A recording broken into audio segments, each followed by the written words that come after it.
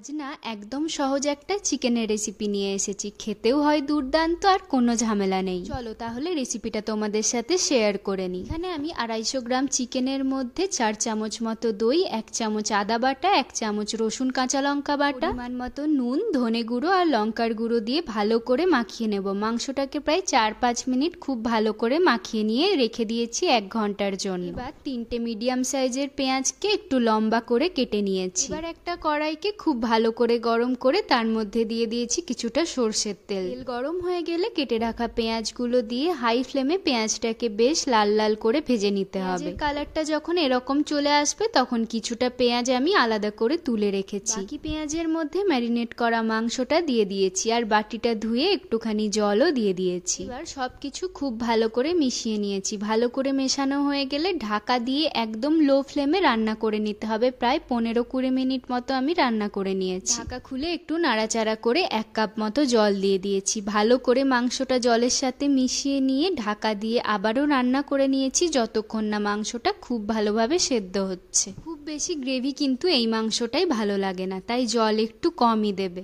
এখন মাংসটা খুব ভালো করে সেদ্ধ হয়ে গেছে। একটু নাড়াচাড়া করে দিয়ে দিয়েছি অল্প একটু চিনি, গরম মশলার গুঁড়ো আর যে পেঁয়াজটা ভেজে রেখেছিলাম সেই ভেজে রাখা পেঁয়াজটা। সবকিছু ভালো করে মিশিয়ে নিয়ে আরো 2-3 মিনিট ভালো করে ফুটিয়ে নিলেই মুরগির কোরমা সার্ভ করার জন্য একদম রেডি। তোমরা গরম গরম রুটি, ভাত যে কোনো কিছুর সাথে এটা সার্ভ করতে পারো। একদম কম সময়ে আর ঝামেলা ছাড়াই এই রেসিপিটা কিন্তু অবশ্যই বাড়িতে বানিও। আর কমেন্টে জানাতে কিন্তু ভুলো না। ভিডিওটা ভালো লাগলে লাইক, কমেন্টটা শেয়ার করে দিও। সবাই ভালো থাকো। আজকের মতো টাটা।